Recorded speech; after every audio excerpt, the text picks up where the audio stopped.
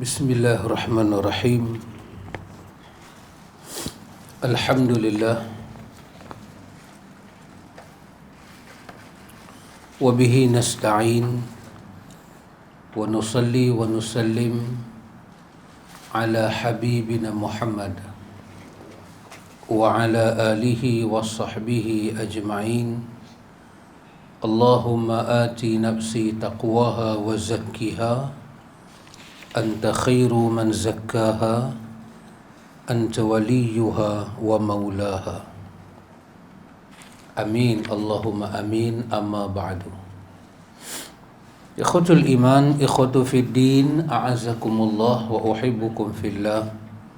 Usikum wa iyaya bitaqwallah faqad faza man ittaqa.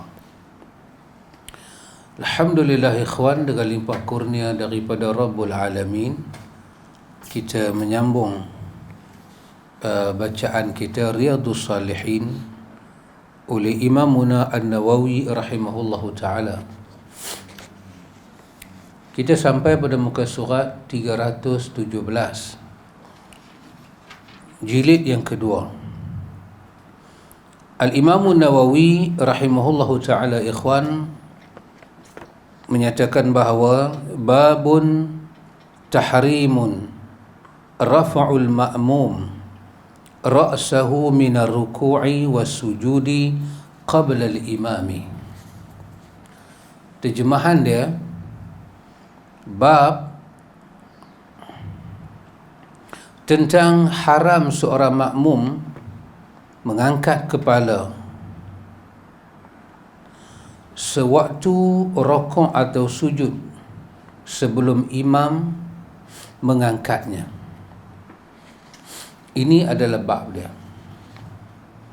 Seperti biasa ikhwan, Riyadhus Salihin dia bukan kitab fiqh, walaupun tajuk ini tajuk fiqh. Kenapa Al-Imamun Nawawi mengambil bab ni? Kerana bab ni berkaitan dengan adab sembahyang. Adab sembahyang. Baik, sebelum saya masuk bab ni, saya katakan satu perkara yang terlebih dahulu yang agak mustahak berkenaan dengan bab ini, iaitu ikhwan, para ulama kita kata, ini perkara yang mesti kita tahu. Para ulama kita sebut bahawa apabila kita sebut satu benda ibadat, so ibadat makna dia besar kan, semua benda masuk dalam ibadat. So ibadat kita bahagi pada dua. Ada ibadat khusus, ada ibadat umum. Ibadat yang umum adalah ibadat yang tertakluk pada dalil yang umum. Maknanya selagi ibadat itu tidak keluar daripada kerangka umum, seperti benda itu tidak melanggar peraturan larangan kepada benda haram. Selagi tak buat benda haram, maka ibadat umum kita akan dapat pahala untuk ibadat umum. Kita jangan langgar sehingga terbuat benda haram. Kerana ibadat itu dipanggil ibadat umum. Ibadat umum secara umum dia merupakan satu jenis ketaatan, kepatuhan kita kepada Tuhan. Kita pakai baju, kita makan, kita minum, kita tidur, kita bangkit, kita medis, kita balik. Ini semua ibadat umum. Kita bersukan. Maka ibadat umum dia tertakluk kepada dalil yang umum. Bahagian ibadat kedua adalah ibadat yang khusus. Kadang-kadang kita panggil dengan nama ibadat yang mahdhah. Mahdhah, mim ha dad ta marbutah. Mahdhah bermakna ibadat yang khusus. Kerana dia ibadat khusus, maka dia memerlukan dalil yang khusus. Untuk buat dia kena ada dalil yang khusus. Kalau dia tidak ada dalil yang khusus, dia akan masuk di dalam keumuman ibadat. Semua benda jadi ibadat secara umum. Baik. Kita kadang-kadang kita panggil ibadat ni dengan nama amal soleh. Amal soleh.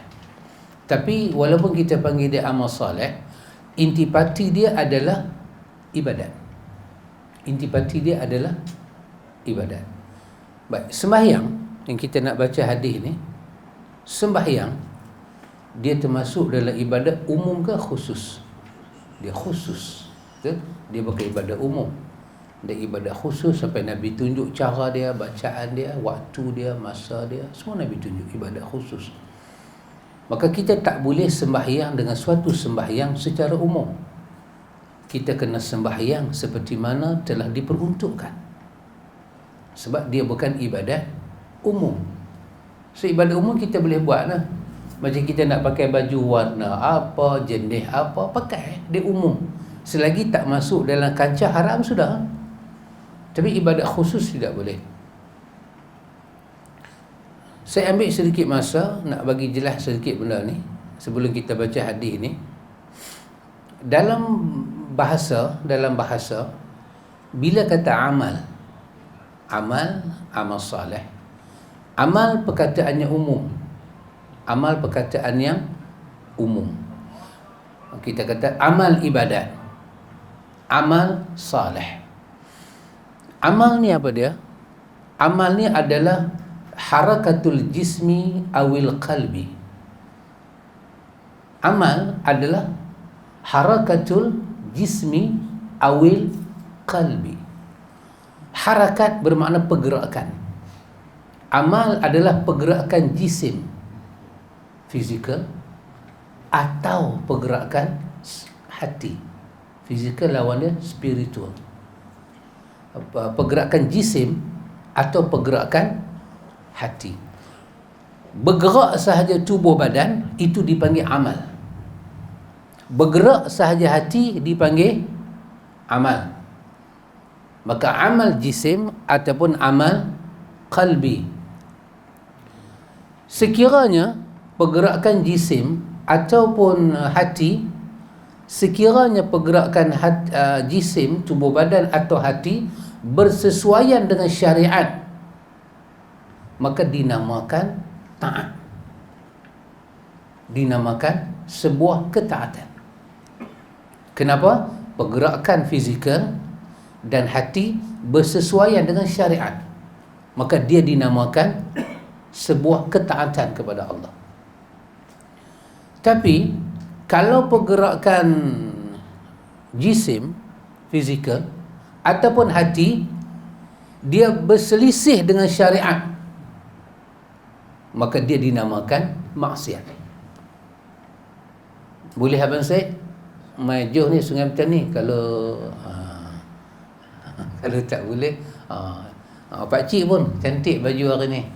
Biru ayak lek macam pengantin, duduk pun cantik. Alhamdulillah.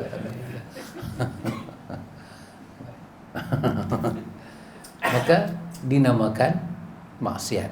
Baik. Bila kita sebut amal, maka dia boleh jadi taat, dia boleh jadi maksiat. Maka sekarang kita nak fokus kepada amal taat, sebab kita nak masukkan dia dalam sebuah nilai ibadat. Maka tentulah maksiat tak masuk. Maka pergerakan jisim dan hati yang bersesuaian dengan syariat, masa dia bergerak itu sama dengan syariat, muwafaqatus syariah, muwafaqah lis syariah, sumiyalahu ta'ah, maka dia dinamakan sebuah ketaatan yang Allah Ta'ala redha dia. Kadang-kadang dia jenis fizikal, kadang-kadang dia jenis hati kita. Maka itu taat. Salat dia duduk pada mana? Salat ni istimewa, dia duduk pada dua-dua bahagian. Dia harakatul jism wa harakatul qalbi. Dia pergerakan fizikal dan pergerakan hati. Maka dia istimewa sikit.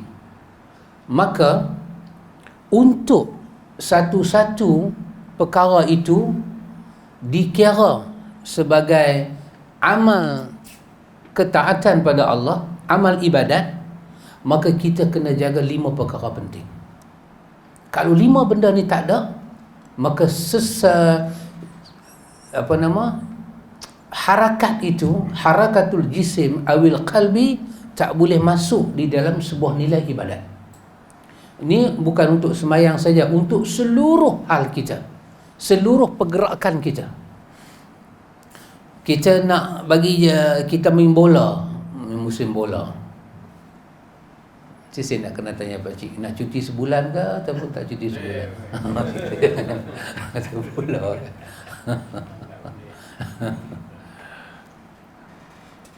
Kita riadah, kita macam ni dengan usaha bermandi, pakcik semua wajah baru. Alhamdulillah, alhamdulillah.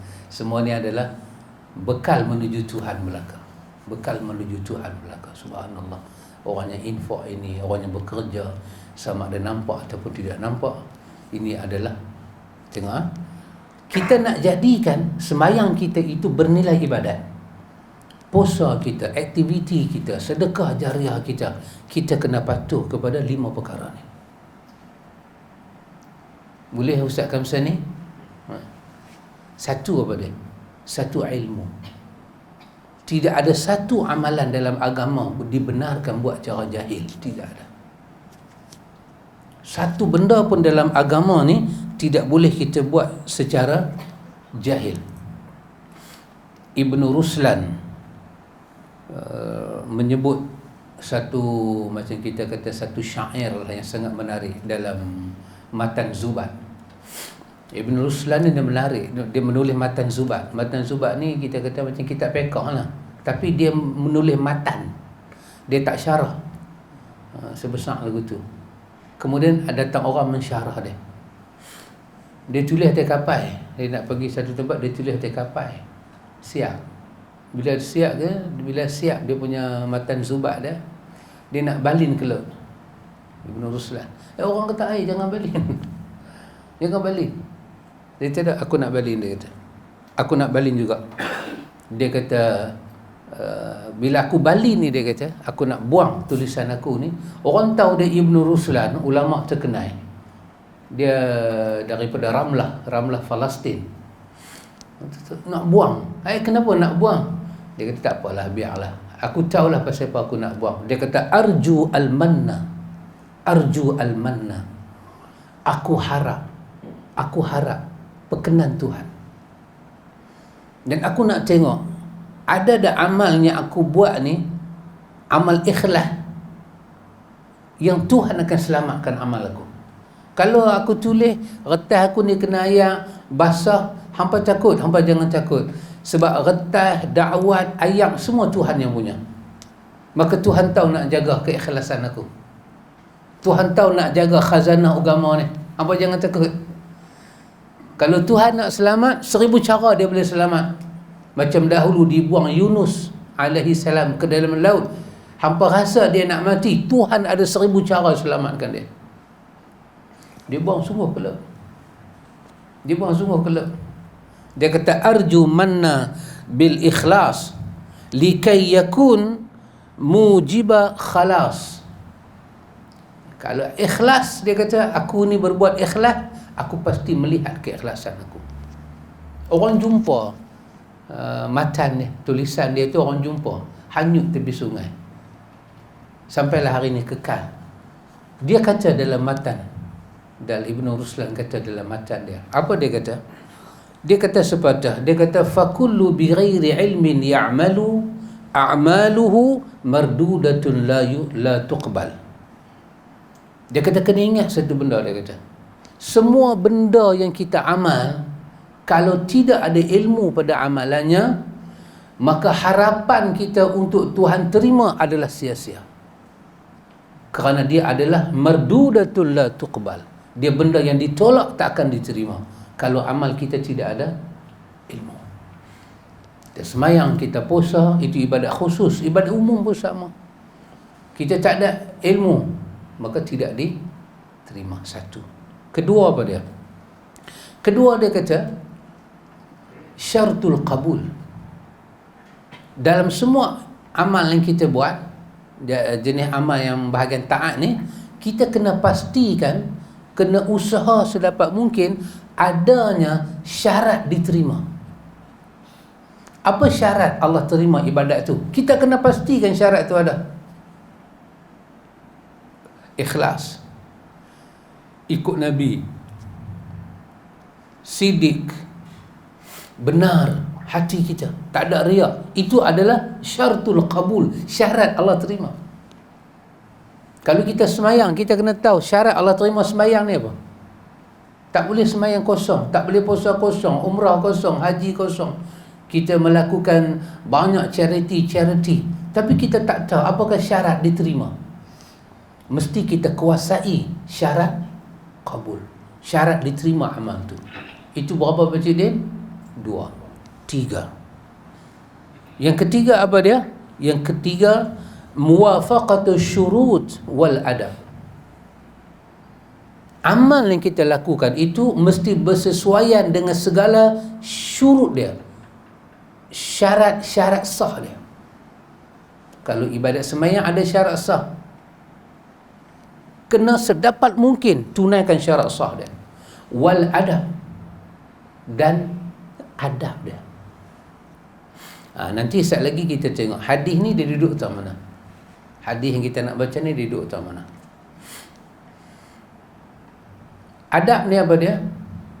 Adab, kalau kita kata untuk sembahyang, adab adalah benda yang tak batal sembahyang kalau tak ada.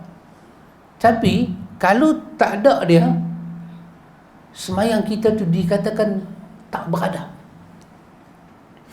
Tak beradab. Macam kita sembahyang takbir, Allahu Akbar, cekak pinggang. Cekak pinggang. Cekak pinggang ni tak ada apa-apa. Nak kata batal sembahyang pun tak, apa pun tak. Tapi cekak pinggang tu depan Tuhan tak beradab. Maka bila kita lakukan satu amal, kalau amal tu aktiviti kehidupan, mesti kita tahu apakah syarat sah dia dan apakah adab dia.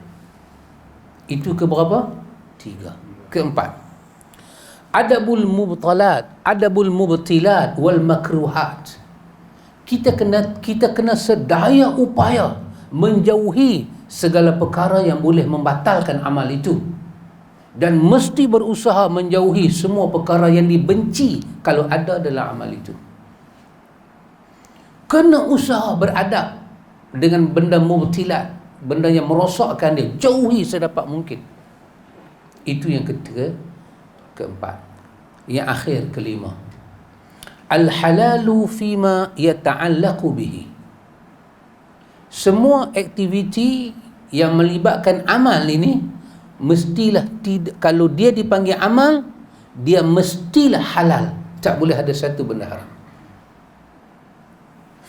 5 benda ni adalah syarat wajib untuk satu-satu amal dipanggil amal taat. Sama ada dia semayang, aktiviti sukan, dia charity, dia apa pun, mesti ada semua ni. Dengan itu kita menghitung pekerjaan taat yang kita buat. Kalau ni semua tak ada, 5 ni tak ada, kita beramal, maka secara tidak sedang amal kita dia akan condong jadi maksiat. Dia akan condong jadi sama ada maksiat zahir ataupun dia akan jadi maksiat batin. Kalau dia berkaitan dengan kehilangan adab, dia akan jadi dosa batin, maksiat batin. Kalau dia berkaitan dengan harakat jisim, fizikal yang ini nampak, maka dia akan jadi dosa zahir. Maka apabila satu amal kita nak lakukan dan dia nak dipanggil amal taat, sama ada jenis pergerakan zahir ataupun pergerakan hati, kita kena perhati kepada 5 benda ni. Ada ke tak ada? Dan kita kena pasti kelima-lima tu ada, lengkap. Tak mau ada 2, tak ada 3, tak boleh. 5 tu mesti ada. Kalau kita nak bersukan, kita ada ilmu dah. Ya. Kita tahu dah ilmu berkaitan dengan perkara yang kedua, apa dia qabul, syarat qabul, apakah niat kita nak kena ada, apa dia yang berkaitan dengan kena tunaikan syurut-syurut dia, syarat-syarat dia. Maka itu semua kita kena pasti. Kalau kita dapat pasti ni semua, katalah kita bersukan, badminton ke bola, dia akan termasuk di dalam ibadat. Tapi kalau ni semua kita tak jaga, maka dia akan jadi, sama ada dia jadi amal sebelah taat ataupun dia masuk amal sebelah maksiat. Kalau dia tak masuk secara total sebelah maksiat, kalau belah taat dia tak masuk, tapi dia tak masuk dalam maksiat, maka dia akan jadi amal lara. So in between pun tak ada guna kat kita. Kalau jatuh maksiat juga tidak berguna. Maka kita kena pastikan harakatul jisim dan harakatul qalbi sama ada dia taat, dan kita kena menangkan dia ke sebelah ketaatan, supaya kita dapat meraih keberuntungan dalam melakukan sesebuah amal ataupun sesebuah ibadat itu. Boleh Pakcik Din? Ada kekeliruan ke? Ada apa yang nak soal ke? Ada yang tak faham? Sekali lagi baca hadis ni saya tanya. Pasal baru kan? Nak kena tanya. Tempat baru kan? Ini semua tangan-tangan jemaah belakang ni. Tangan Pakcik Din cat, tangan orang tu, tangan orang ni, tangan sahabat Syam kita, semua tangan ada. Abang Man, Pakcik Mudir punya tangan, Allahu Akbar. Sikit tak apa. Punat kereta api sikit Pakcik, tapi kalau yang tu tak ada, kereta api tak jalan. Itu penting leader. Leader adalah penting sebab orang akan perhati leader. Baik. Tengok dengan kesemua perkara ini, saya nak masuk kepada hadis ni. Hadis yang kita baca ni ikhwan, hadis ini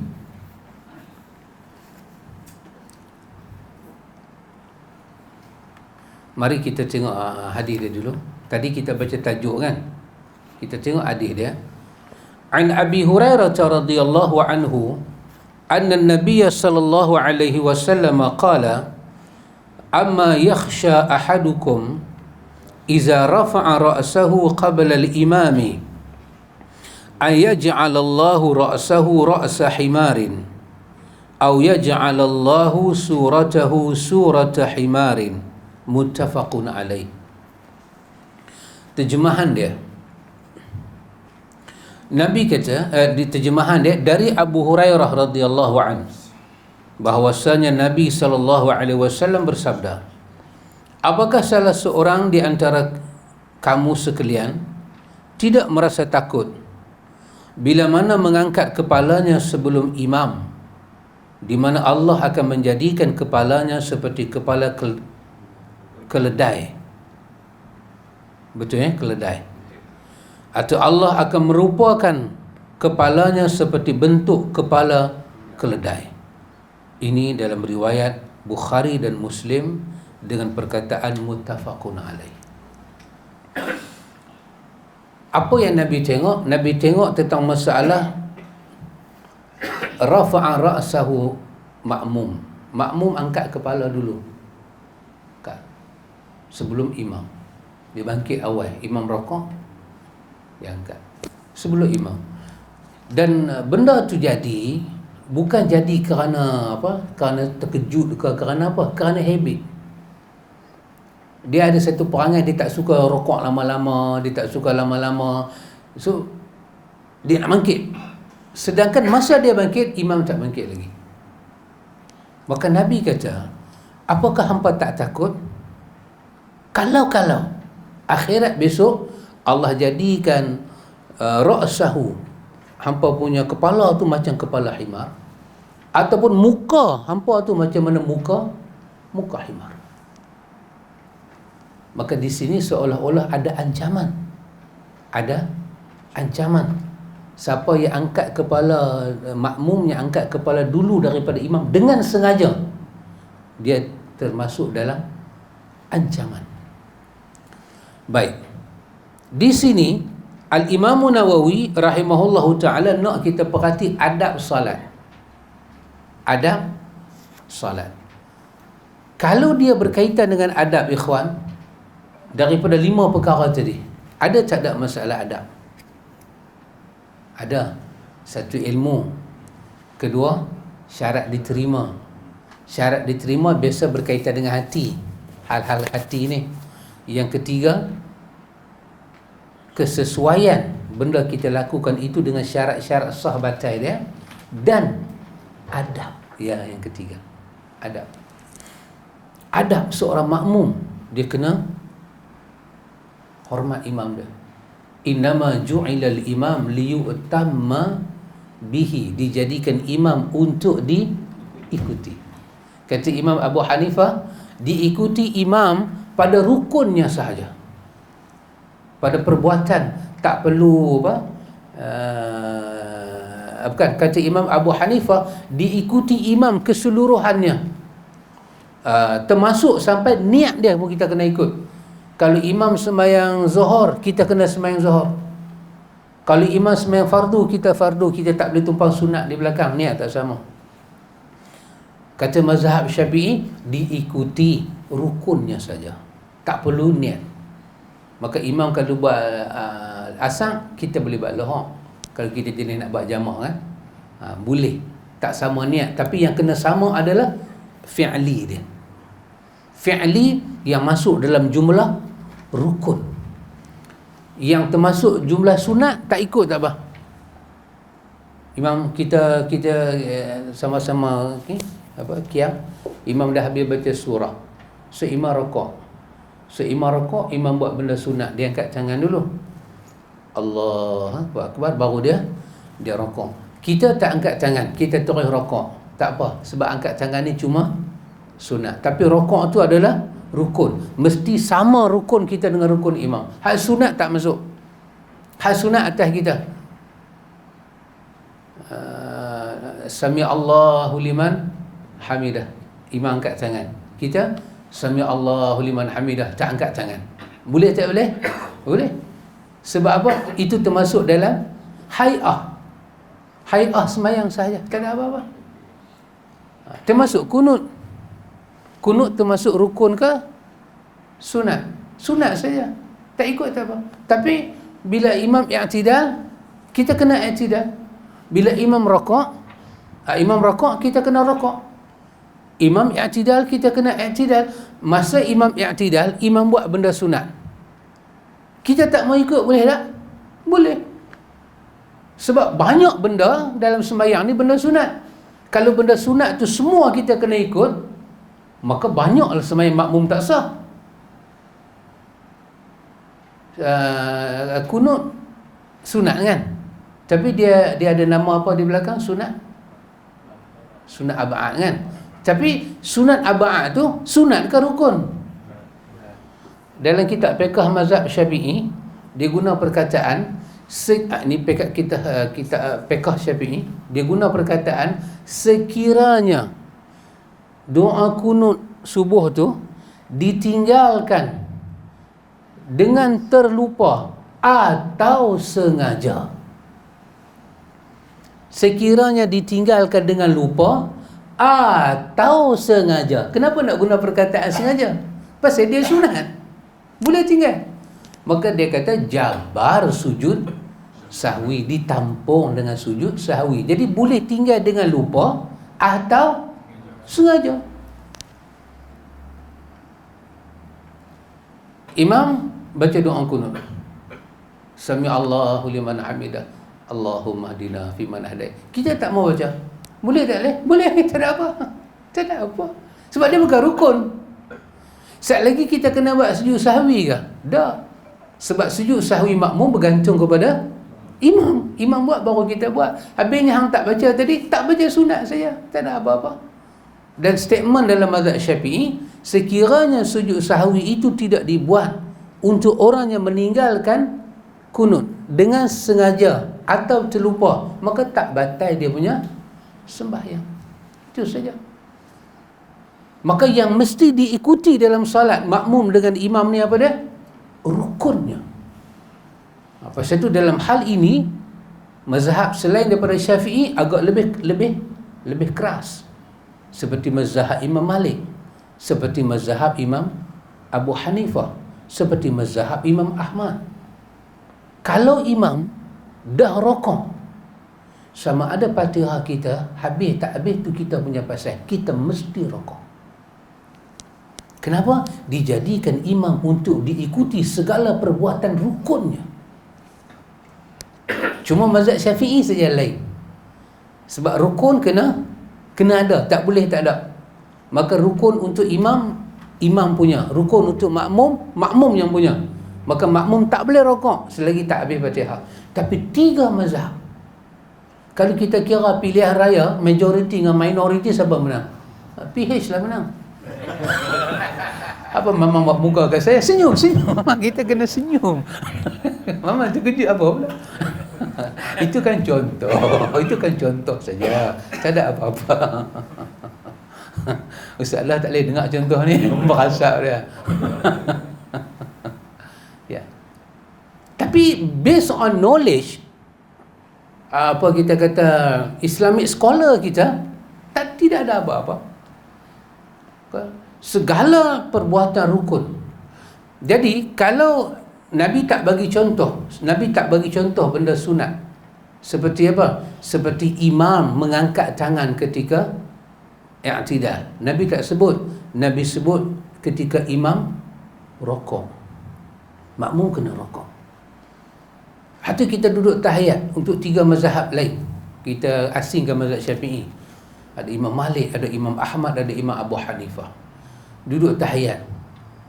Tiba-tiba kita duduk baca tahiyat tak habis lagi. Datuk imam bagi salam. Maka kita kena tinggalkan tahiyat kita, bagi salam. Kenapa? Dijadikan imam untuk diikuti segala perbuatan rukunnya. Segala perbuatan rukunnya. Kena jaga. Sebab ini adalah ruh paling besar untuk solat berjemaah. Adalah di Bukhari. Nabi kata pada sahabat, adalah di Bukhari, kalau imam melakukan kesilapan, maka itu ke atas imam, pahala ke atas kamu. Dia buat silap, kita boleh ikut. Janji kesilapan itu bukan kesilapan yang merosakkan sembahyang. Ada benda pada kita dia tak patut buat, tapi dia buat, maka ambil pergi dia. Kita kekal ikut dia, asalkan dia punya silap tu tidak melibatkan rukun. Yang kesilapan itu melibatkan rukun yang kemudiannya tidak ada khilaf di kalangan para ulama pada menyatakan rosak sembahyang dia. Contoh, kita sembahyang, pada kita usalli tak ada. Boleh saya guna kita, kan nak guna pada saya? Boleh saya kata pada kita. Pada kita usalli tak ada. Tiba-tiba dia jadi imam, dia baca usalli. Baby kat dia. Pada kita kekeliruan. Maka kalaulah itu kita anggap satu keliruan, Nabi kata ke atas dialah dia tanggung. Tapi untuk kita, pahala atas kita. Sebab usalli itu tidak melibatkan rukun. Maka kita masih boleh ikut dia. Betul dia nak bagi salam. Assalamualaikum warahmatullahi, Allahumma inna nas'aluka rahmatan. Baru dia nak pindah kepala. Adakah itu menghalang kita ikut dia? Tidak. Kalau itu kesilapan dia, maka dia yang tanggung ke atas kita, bahagian kita. Maka sembahyang kita tidak boleh mufaraqah. Itu yang dipegang oleh para fuqaha. Maka Nabi tak mau bila kita solat, ikhwan, yang melibatkan adab, bila imam belum angkat kepala, kita telah pun angkat kepala. Demikianlah untuk rokok, demikianlah untuk sujud, dan untuk semua rukun-rukun yang lain. Lebih teruk kalau imam tak ada bagi salam, dia bagi salam. Pocik terus. Mazhab Syafi'i kata dia terkejut. Dia terkejut apa tu? Dia ingat imam bagi salam, dia bagi salam. Assalamualaikum warahmatullahi. Dia tengok imam tak bagi salam lagi. maka dia dianggap masih dalam solat. Kekalkan balik duduk dalam tahiyat.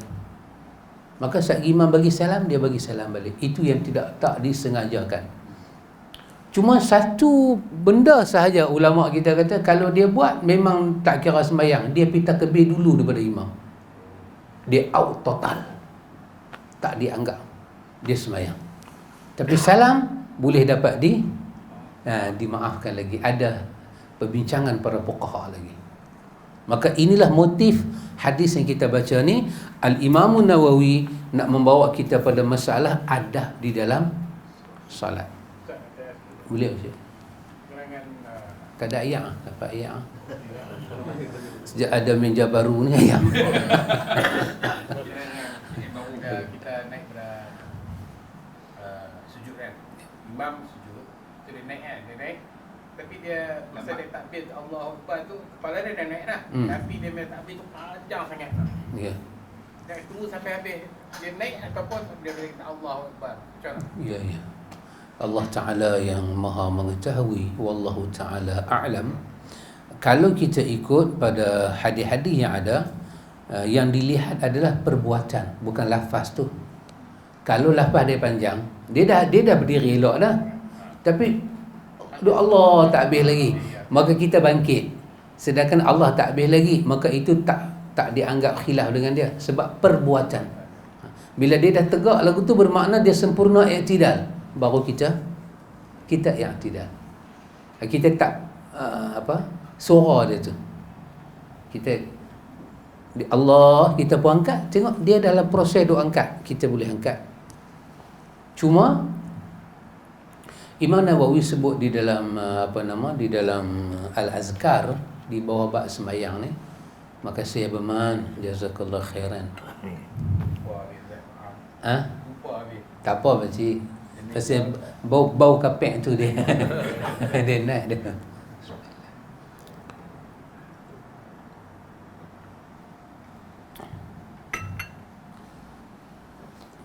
Apa tadi? Al-Azkar. Al-Imam Nawawi menyebut di dalam Al-Azkar, satu dia kata, ini adab yang Nawawi sebut. Satu dia kata apa? Dia kata untuk imam masa takbiratul ihram, jangan memanjangkan lafaz Allahu Akbar. Tak ada harakat. Allahu Akbar. Tak ada harakat. Allah itu bermakna ada sekurang-kurangnya 2 harakat. 1 alif, 2 harakat. Kata Al-Imam Nawawi bighairi mad. Tak ada mad. Allahu Akbar. Orang kata kira harakat macam mana? Allahu Akbar. Tak ada, tak mau kira ni. Kosong harakat. Allahu Akbar. 1. Yang kedua, Al-Imam Nawawi menyebut apa dia? Dia sebut apabila satu rukun dengan satu rukun, dia punya jarak tu dekat, maka pendekkan lafaz Allah. Allahu Akbar. Kalau satu rukun dengan satu rukun tu jauh, seperti mana sujud, berdiri nak ke sujud, maka dia kata matkan sikit, supaya makmum tahu itu adalah perpindahan yang jauh. Tetapi janganlah panjang sampai makmum keliru. Maka daripada qiyam nak ke rukuk, dia jarak dia dekat, cukup Allahu Akbar, sudah cukup. Sami'allahu liman hamidah, sudah cukup. Daripada i'tidal nak pergi kepada sujud, dia agak jauh kan, lutut nak turun, tangan nak pergi, panjangkan sikit, Allahu Akbar. Maka kita akan dapat tahu sedikit perbezaan. Maka jangan semua dipanjangkan dan jangan semua pula dipendekkan. Ikut dia punya tempat mana. Antara sujud yang kedua nak bangkit rakaat pula, itu panjangkan sikit, Allahu Akbar. Tapi tidaklah sampai 14 harakat, sampai 10 harakat, dah sikit-sikit saja. Itu satu panduan yang agak baik daripada Al-Imam Nawawi. Boleh baca? Alhamdulillah. Ya sahabat. Ya. Dia khusus untuk imam sembahyang, imam Maksudnya macam mana? imam dijadikan untuk diikuti. Ya. Dia khusus untuk imam layak pun imam Pemimpin. Oh, okey. Ada ni ada orang tak? Oh, wallahu ta'ala a'lam. Allah Ta'ala yang maha mengetahui. Kalau tengok perkataan tu kita panggil asbab kepada keluarnya perkataan itu adalah dalam konteks semayang. Dijadikan imam untuk diikuti. Semayang. Adapun lepas daripada semayang, imam bagi salam saja, kita sudah tidak ada hubungan dengan imam. Bukan makna hubungan tak hormat dia, dah hubungan solat tu telah habis ya. So imam dengan amalan peribadi dia, kita dengan amalan peribadi kita. Kita tak perlu nak ikut zikir dia, dia tak perlu nak perhati kita tak perlu nak amin doa dia tak perlu nak kita. Cuma dia perlu perhati kita kalau dia tengok kita ni jemaah baru yang tak tahu zikir apa. Maka dia boleh ajak kita seperti yang ada dalam hadis Bukhari riwayat Abdullah bin Abbas. Kan Nabi ajak sahabat kuat-kuat Allahu Akbar Allah. Itu dalam kes awal-awal nak perkenal azkarus salah, zikir-zikir semayang. Tapi seperti kata imam kita, Imam Asy-Syafi'i, lepas semua dah tahu, maka imam tak perlu nak mengangkatkan suara dia kuat-kuat. Maka masing-masing. Adapun kalau kita kata imam dengan makna pemimpin diikuti, itu ada hadis lain. Hadis lain yang suruh kita hormat dengan pemimpin yang adil, yang walak kita kepada dia. Dia Muslim, dia duduk di atas rel agama yang betul, yang mana tak khilaf dengan agama, maka kita berilah ketaatan. Yang mana yang khilaf dengan agama, maka tidaklah ada ketaatan. Innama ta'atu fil ma'ruf. Dalam riwayat Muslim, taat itu hanya untuk yang ma'ruf. Jadi kita dah, sahabat tanya kan, sahabat ada cucuk saya sikitlah masuk kan. Tak bukan apa, sikit saja. Boleh sahabat Kita ikhwan, dalam musim pilihan raya kan, dalam 2 minggu tu kan, kita boleh apa saja, sebab ketika itu belum ada apa-apa pemilihan. Kita boleh sebut kita nak orang ni, kita nak orang ni, kita support orang ni, itu atas kita, hak kita. Tetapi setelah dipilih,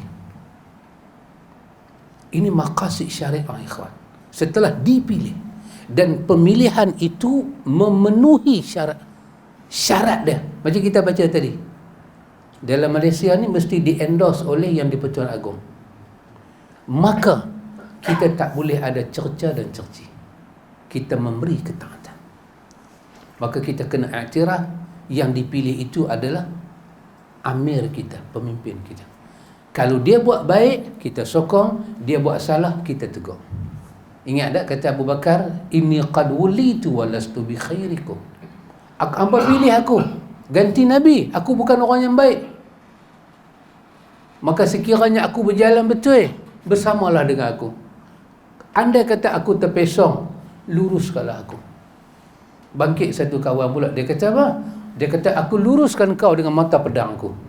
Abu Bakar kata, alhamdulillah, ada orang yang nak betulkan aku. Begitu. Maka masa kita nak kata dia ni tak boleh, dia ni tak layak, dia ni tak cerdik, dia ni 3 suku, dia ni lagu ni, itu masa 2 minggu tu kita boleh. Tapi setelah dipilih mengikut kaedah-kaedah yang disepakati oleh syarak, maka kita mesti memberi kita punya tahiyat dan salamah, penghormatan dan kesetiaan kita kena bagi. Termasuk pemimpin yang dah silam-silam. Begitulah kaedah kita. Kalau orang tanya dalam tempoh 2 minggu tu nak pilih siapa, tanya Ustaz Lah Abaman, dia abang nak pilih siapa? Tanya kita pula nak pilih siapa, kita abang, kita cenderung belah mana. Tetapi kita ambil yang sebelum ni, sebelum ni, sebelum ni lah, undian baru ni kan, sebelum ni siapa jadi Perdana Menteri, kita terima. Walaupun kita kata langkah Sheraton lah, langkah apa, kita kata lah. Tapi bila di Pertuan Agong endorse, Kita kena terima. Sebab itulah nombor satu punya pemimpin kita. Kita kena bagi kita punya wala. Perintahlah berapa bulan, berapa tahun kan, perintah dalam musim Covid lah, dalam musim apalah. Lepas tu tukar pula. Yang Di-Pertuan Agong endorse juga lagi. Kita terima juga. Kita terimalah juga siapa pun jadi. Maka tiba-tiba berlaku pilihan raya.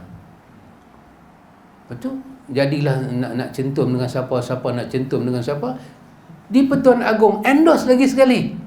Maka terimalah ala ra'si wal aini. Kita junjung di atas batu jembala patik. Urusan. Maka sekarang tidak ada cerca dan cerci untuk pemimpin. Yang adanya ialah suarakan apa yang kita nak suarakan yang baik-baik. Termasuk yang sama-sama dulu kita buat apa lagu tu. Lagu tu tak lebih dan tak kurang. Maka tak boleh kalau orang tanya kepada kita, siapa awak punya minister? Jawablah dengan lidah yang fasih lagi lancar. Jangan takut kepada keduanya, kerana keduanya hamba Allah seperti mana engkau hamba Allah. Katakanlah Datuk Seri Anwar Ibrahim adalah Perdana Menteri ku. Yang ke-10. Yang ke-10. Esok sama lah, itulah jawapan kita untuk yang ke-8, yang ke-9, yang ke-10. Macam mana kita baca doa minta negara sejahtera, lagu itulah kita baca doa minta kesejahteraan. Yang mana langkah-langkah baik kita seronok.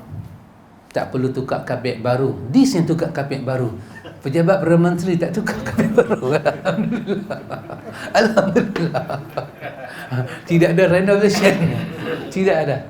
Bukan sahaja rasuah, bahkan ketirisan itu nak itu adalah isyarat kepada minister-minister yang lain. Kalau Prime Minister itu langkah dia, maka awak je lah. Kalau dia sanggup tak ambil gaji dia demi negara dan rakyat, maka adakah awak tak sanggup ambil separuh gaji demi negara dan rakyat? Kalau awak tak boleh buat, bermakna awak tidak ikut pemimpin awak. Kita bagi 5 tahun. Lepas 5 tahun kita nampak macam tak kena, change. Itu saja, tak ada apa-apa. Jangan kita kacau kerja dia. Jangan kacau kerja. Macam bini kita duk masak, jangan pergi kacau. Saya kita tak dapat masak. Bagi dia masak. Dia nak baca kodok, dia nak uli tepung, dia nak penyetkan cucuk pisang. Jangan kacau dia. Kita duk pergi kacau dia. Pergi cucuk pinggang dia, kacau dia. Dia panggil dia, aku lapar. Dia baru duk ramai cucuk. Bertepung, bergula, berayak, bergaram. Kita duk kata bila nak cucuk. Cucuk. Udin, bila cucuk nak siap dia? Nantilah. Sabar. Bagi, betul pakcik dia, bagi siap dulu. Bila dah siap cucuk pun panas, tak boleh makan lagi. Makan panas-panas lembik memang kan. Biar dia cucuk Ustaz. Bagi dia sejuk Ustaz. Baru makan, baru sedap. Betul Ustaz kawasan ni? Kita dah buat agak-agak, bukan boleh makan terus. Buat peti ais Ustaz. Bagi apa? Bagi dia orang boyang kata bagi crack, bagi dia crack. Orang boyang kata bagi crack. Kan? Baru kita boleh. Ini makan lembik ni baru proses. Macam mana awak nak langgar dia? Sabar.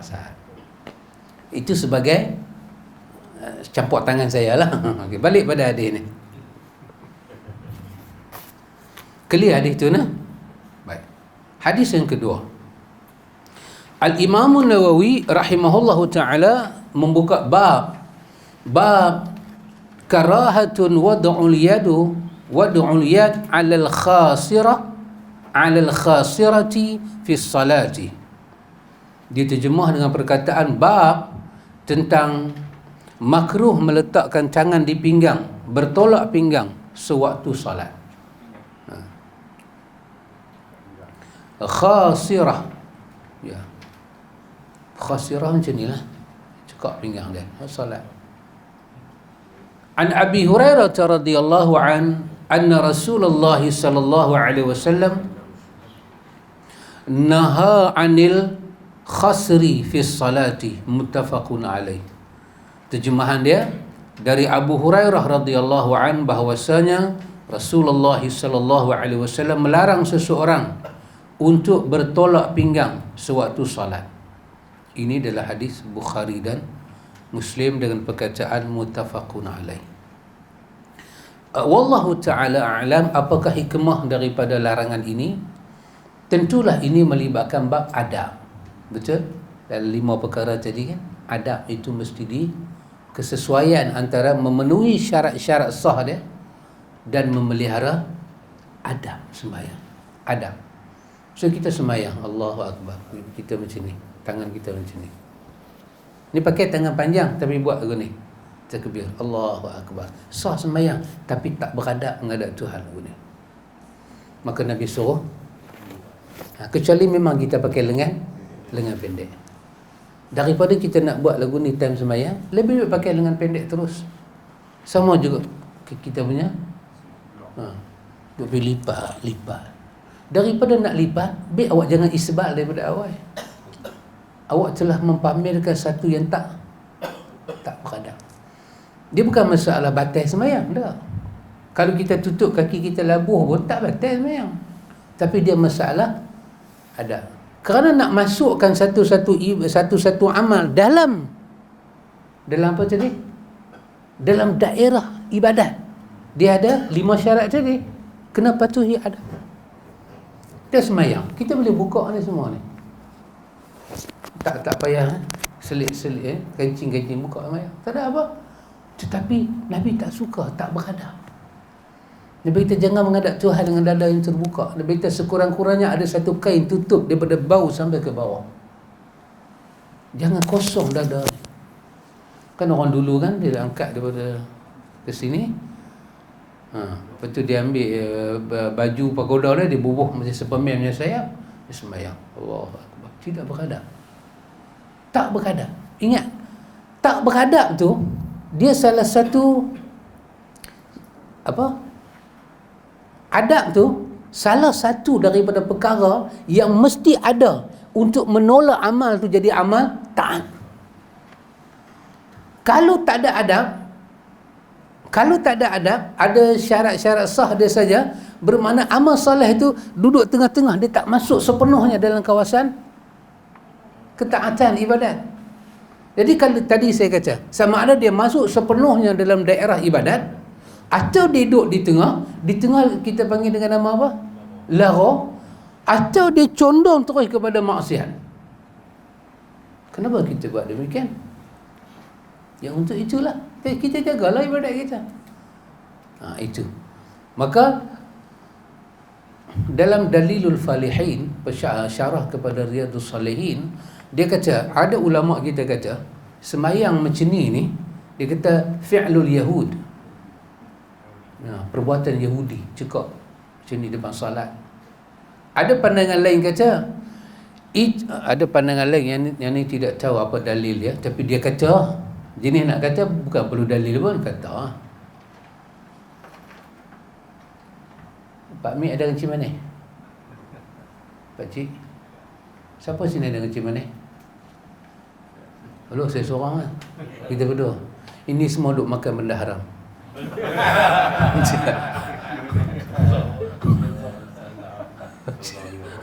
Poci.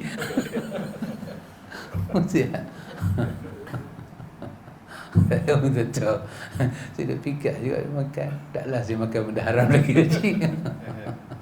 Tapi tak apalah, dia begitu sure kan. Alhamdulillah lah ilmu dia begitu. Saya pun tak kata apa. Saya teringat Imam Muhammad bin Sirin.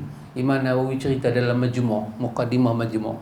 Kata Imam Muhammad bin Sirin, kalau kamu jumpa satu orang, dia boleh jawab semua soalan yang kamu tanya, ketahuilah dia gila. Kata begitu Muhammad bin Sirin kata. Ada saya kaedah, tanya. Kadang-kadang ulama hadis pun dia macam terdiam seakan dia nak jawab. Dia kadang-kadang dia diam. Dia tak jawab. Tapi dia boleh bongkarkan segala rahsia demi rahsia. Rabun pasal apa. Semua. Sampailah ke sini. Yang baru apa dia?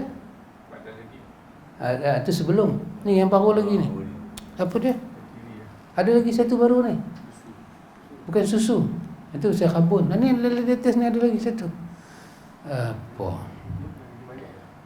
Kecil manis. Lepas kecil manis ada. Ada lagi. Dia pun jenis tak duduk diam. Dia pun sibuk. Dia kalau duduk dia pun penat. Dia tak duduk dia kena. Tapi kelakar lah kan. Kita apa, orang Arab kata juha. Orang Arab kata juha. Juha. Juha ni Melayu kata pak pandiak. Juha dia lagu tu lah, juha kan. Dia ada duit, dia jual kambing dia ada duit. Lepas tu dia duk fikir aku dapat duit ni kalau anak aku simpan dalam almari, kalau anak aku kebal. Dia tak percaya kat anak dia. Apa nak buat Dia korek tanah. Simpan duit dalam tu. Dia terfikir, kalau budak ni main korek pun maka dia pacak satu signboard, tidak ada duit di sini, jangan korek. Jual. Anak dia main, anak dia kata mesti ada duit. Ni mesti pak dia punya kerja.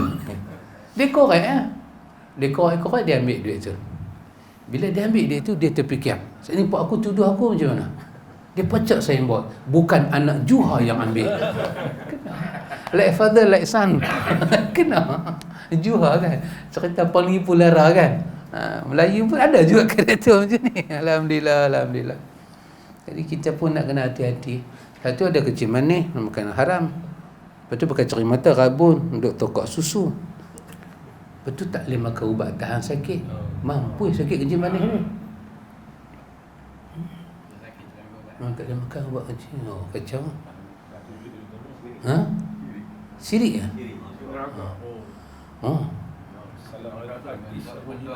Macam mana? Dia kata kalau salam dengan artis, roh hilang.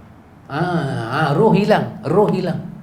Roh boleh hilang. Masa sakaratul maut tu ada lagi satu pasal apa? Sakaratul maut tu. Masa mati tu. Ni kita minta tentu Allah salam. Roh boleh hilang pasti. Roh boleh hilang. Roh boleh hilang pasti. Roh kalau hilang kita jadi apa? Tapi saja seronok kan. Alfu lailah wa lailah. Cerita 1001 malam. Tak habis ni. Tak habis. Pokok ni mau jentik hidung dia sekali baru habis. Kalau tak habis. Alhamdulillah. Tapi orang kita walaupun kelakar, tetapi mesti ada satu moral. Mesti ada moral. Sekelakar mana pun, dia mesti ada moral. Kata siapa? Kata monyet kan kepada rabbit dengan turtle. Aku nak itu. Kata rabbit, tak boleh monyet. Pasal dia tengok hijau, dia tengok merah kan. Dia sedap kan. Tak boleh monyet, kau ambil lah apa saja. Monyet pula kata 3 hari aku tak makan. So turtle dengan rabbit kesian lah. Aku nak itu. Tak boleh monyet. Aku nak itu. Monyet nak itu juga. Akhirnya tak ada nak halang apa, dia serbu. Dia cekak lagu tu, dia makan. Lepas tu kipas 3 hari. Kelakar lah, cerita kelakar. Monyet rabbit kata pada monyet nak race. Kan?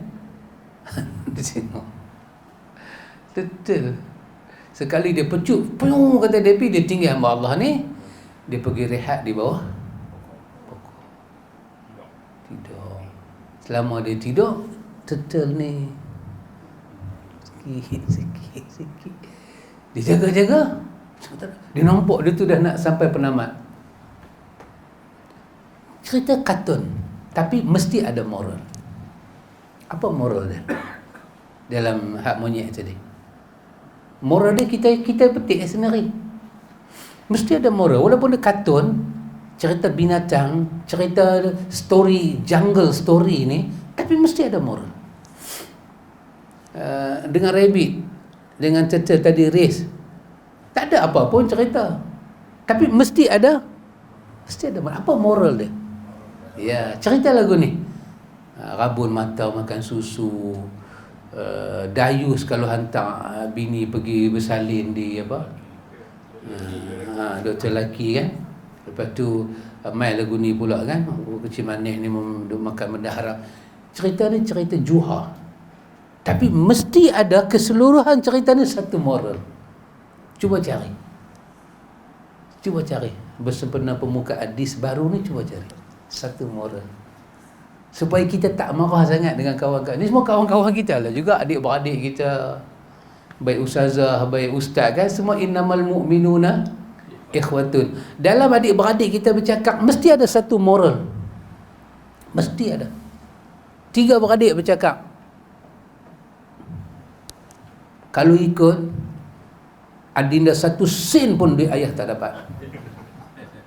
Pasal apa? Pasal adinda lah penyebab ayah dah mati. Dah tak, ayah tak suka pergi hospital. Pasal apa sebut hospital? Potong semua. Sebut hospital aja, potong semua. Sebut hospital. Macam hari ni sebut PH saja, potong semua. Itu kan contoh. Itu contoh saya, salah contoh ya. Mesti ada satu moral. 3 beradik berkelahi, dia ni dapat sikit. Sebab mesti ada satu moral. Sebab kalau adik ni tak dihalau keluar daripada rumah, dia tak akan dapat harta ayah dia luar negeri. Kalau semua dapat seorang sikit, kita tak jumpalah Sulaiman akhlaqan.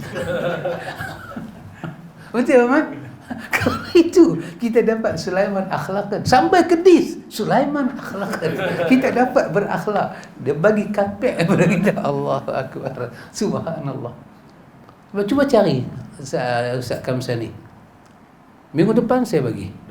Itu saya punya moral lah. Daripada story itu moral saya dapat. Pakcik dia mesti ada satu. Pakcik dia himpun semua ni, apa moral yang kita boleh dapat? Ada ustaz jawab kan, dia cakap, ada orang jawab, himpun tu semua tu, cari satu moral. Mesti ada, tak boleh tak ada. Sebab Allah kata fa'tabiru ya ulil absar, fa'tabiru ya ulil albab. Mesti ada pelajaran untuk orang yang ada otak, ada penglihatan. Mesti ada pelajaran. Dia takkan suddenly disappear. Dia takkan pergi lagu tu saja. Kau lihatlah akhir daripada surah Fussilat kan, Allah kata tengok di ufuk sana, kamu akan lihat kebesaran Tuhan. Kamu pasti dapat lihat kebesaran Tuhan. Ya, maka Allah kata fa'tabiru, ambil pelajaran pada ufuk itu. Kamu pasti dapat lihat kebesaran Tuhan. Bukan kata malam pi lagu tu, siang main lagu ni. Dah, mesti ada satu benda Tuhan nak sampai pada kita. Baik ikhwan, ada ulama kata cekak pinggang ni pasal tak bolehlah sembahyang. Sebab depa kata apa dia? Depa kata ini adalah rahatul kuffar finnar. Itu cara orang kafir masuk neraka. Dia akan masuk neraka macam kita kan, terkejut tengok satu benda, tak tahu nak apa. Tengok orang ni duk cat, orang ni duk buat tu. Biasa ustaz lah main-main cekak pinggang, tak buat apa pun. Kata ustaz ni dia cakap pinggang ni, bukan dia buat apa pun. Jadi masuk neraka, tak tahu. Dengan itulah dia diazab. Maka itu dikatakan cara orang kafir berada dalam neraka. Ada lagi satu pandangan, dia kata apa? Dia kata ini fi'lu syaitan.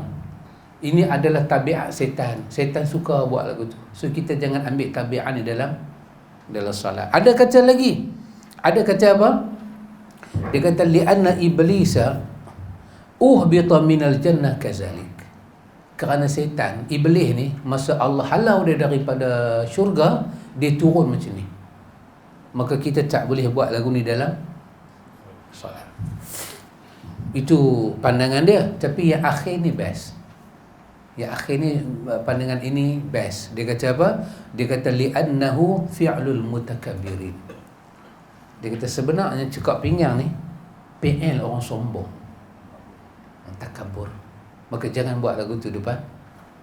Maka saya rasa yang ini agak ekpa dengan larangan itu. Sombong kita depan Tuhan. Tak ada kita tunduk lagu ni kan, macam satu orang yang humble.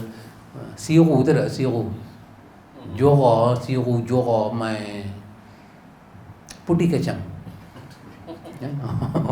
Orang tanya kata putih kacang. Itu berlagak dia tunjuk dia sedih.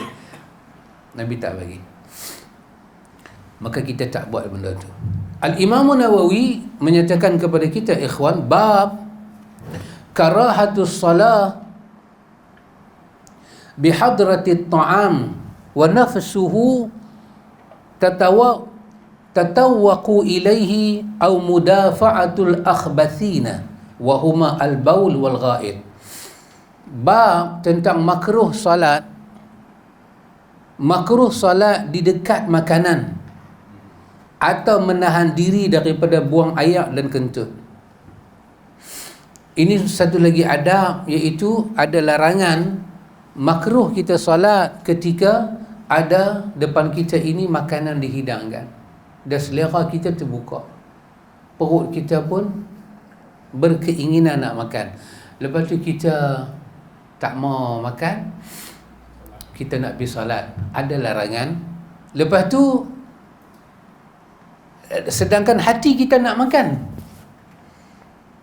Lepas tu kata Nawawi, ada lagi satu larangan, mudafa'atul akhbathin, iaitu apa dia? Kita duk tahan daripada bau dan ghaib, daripada buang air besar, dan kita daripada baul.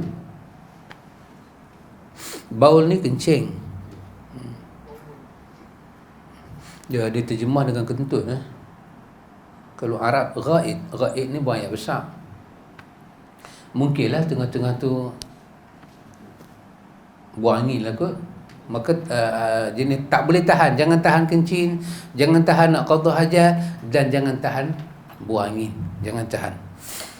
An Aisyah radhiyallahu anha qalat, sami'tu Rasulullah sallallahu alaihi wasallam qalat, sami'tu Rasulullah sallallahu alaihi wasallam yaqul la salata bihadrati at-ta'am wala wa huwa yudafi'uhu al-akhbathani. Rawahu Muslim. Dari Aisyah radhiyallahu anha, dia berkata, aku mendengar Rasulullah sallallahu alaihi wasallam telah bersabda, tidaklah sempurna salat di dekat makanan, dan tidak sempurna pula salatnya orang yang menahan diri daripada membuang air dan kentut. Akhbathin bermakna dua jenis kekotoran. Bila kita salat, Nabi kata la salata, tak ada salat, tak ada salat. Maka ulama-ulama kita seperti Al-Imam Nawawi, la salata dia baca dengan tidak sempurna salat. Boleh salat, bukan tak boleh, tapi pasti tak sempurna. Kenapa? Istighal qalbi, hati kita akan sibuk ingat pada benda makanan. Maka dia akan jadi apa dia? Dia akan jadi mani' min khusyu'ihi, terhalang kita punya khusyuk. Pasti akan jadi. Ni kita nak khusyuk, nak fokus, bau makan tu duk ada, kita duk ingat, selera kita terbuka. Lepas tu mau dengar pula ada langkah-langkah kaki orang ke situ.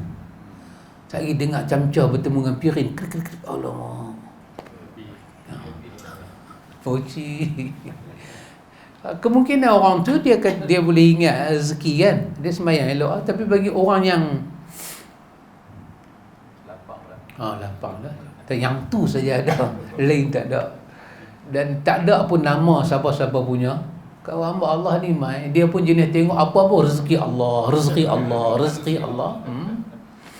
Memang habuan dia lah. Ataupun tengah duduk sembahyang tahan kencing, tahan nak buang air besar, ataupun tahan angin, sengit badan kita, kremot muka kita. Maka Allah, sembahyang ni semua sah selagi mana angin tak keluar, najis tak keluar. Tapi PL lagu tu buruk depan Tuhan. Buruk depan Tuhan. Pakcik, kita cik dia, saya dengar, kau laksana bulan tinggi di atas kayangan, hatiku telah kau tawan. Sambungan dia, Apa keruan? Tak keruan. Tak keruan kan?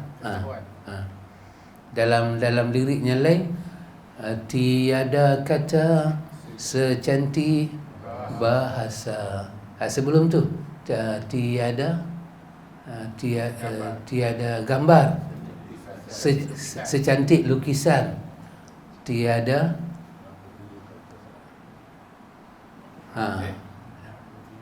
nak kutujukan perasaan kan. Biasanya kita menyanyi macam ni kat siapa? Pakcik Din. Kat perempuan tu siapa? Oh, marka. Saya marka. Marka tu dululah, sekarang jadi kan permaisuri kita. Tiba-tiba kita tuju lagu ni kat dia, kepala kita ingat orang lain dan dia tahu. Dia rasa apa? Kita kata kau laksana bulan. Kan? Dia tahu kita menyanyi depan dia dan dia tahu laksana bulan tu siapa dia. Dia tahu.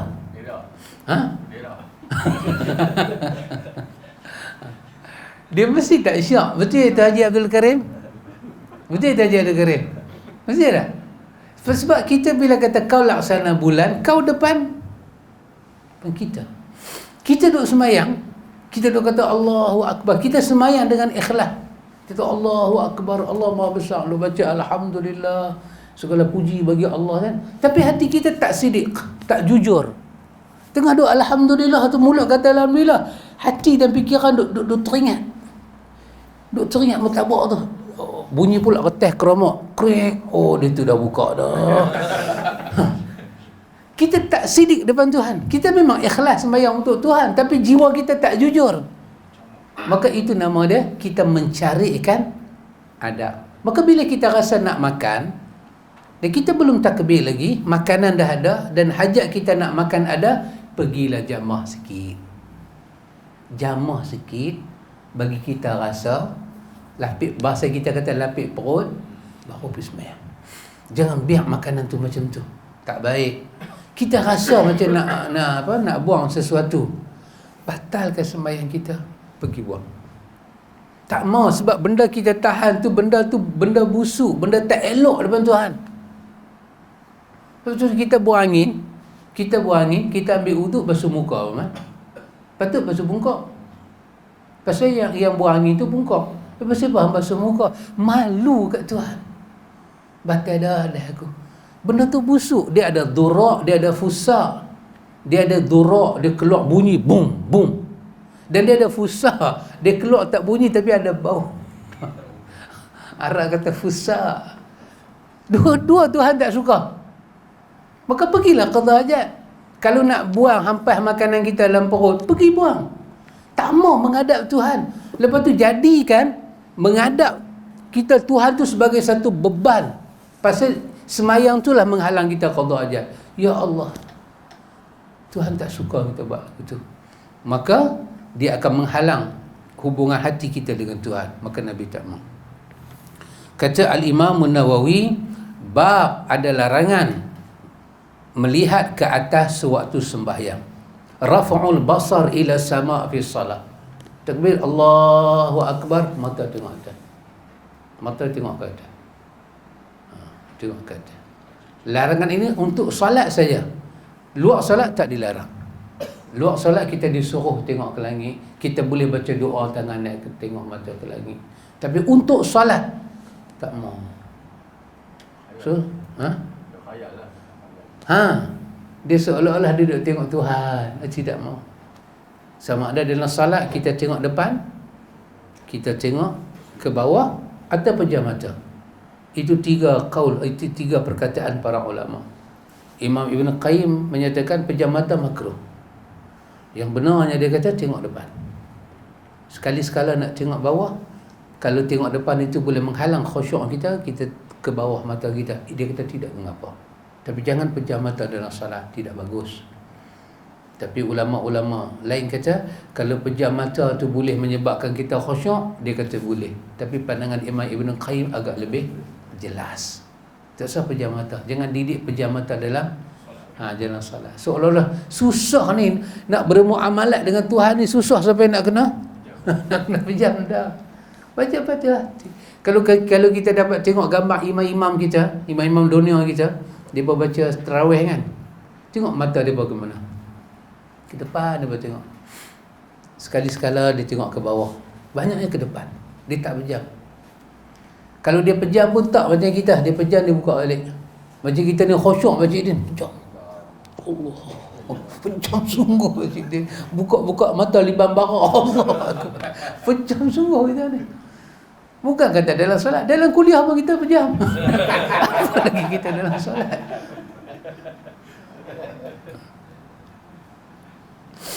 Maka saya habiskan hadis ini saja.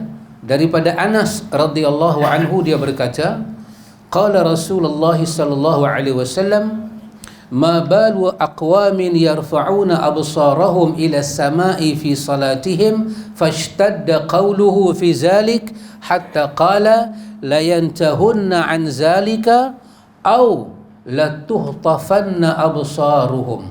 Rawahu al-Bukhari. Terjemahan dia, Nabi kata, kenapa masih ada orang-orang yang masih melihat ke atas sewaktu salat? Beliau bersungguh-sungguh di dalam memberi peringatan sehingga akhirnya beliau bersabda, mereka harus segera menghentikan perbuatan itu, atau kalau tidak mau menghentikan, nescaya mata mereka akan disambak. Subhanallah. Seolah-olah ada larangan yang keras. Tapi ini tidak melibatkan batal semayang atau apa-apa, tidak. Semayang tetap sah kalau kita tengok atas.